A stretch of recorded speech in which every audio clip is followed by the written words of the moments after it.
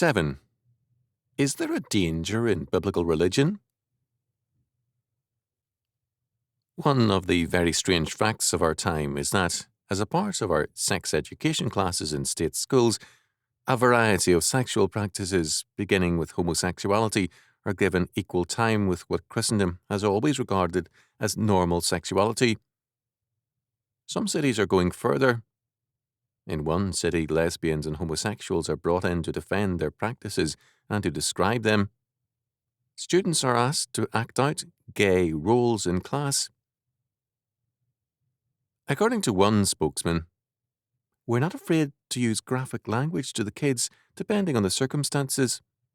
We're the first group of out-front gays who've actually gone into schools with sanction from the top."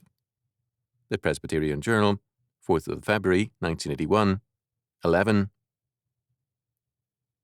At the same time, of course, prayer has been banned from the schools, and the Bible also. Every year we see protests and legal action at Christmas because some teacher uses Christmas carols or has a creche in the classroom. It is not my concern here to argue on the pros and cons of prayer in the schools.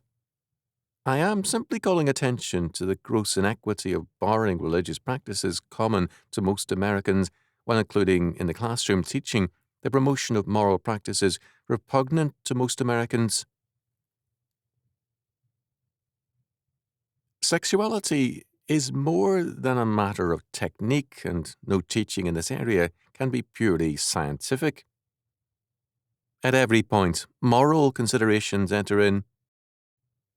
Dr. Thomas Sars, Sex by Prescription, speaks of this business of systematically concealing a secular sexual ethic as medical science and teaching it in the public schools as sex education. Dr. Sars terms it religion as sex education.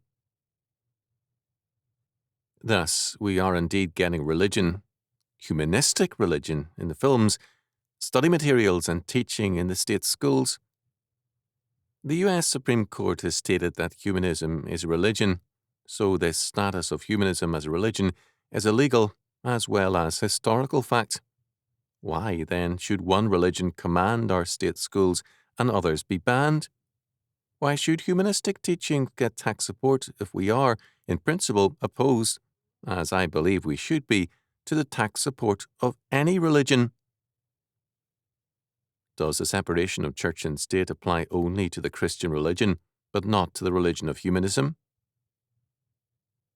This problem is of concern to millions of Americans. The domination of state schools and the financial assistance to one religion at the expense of others is offensive to many.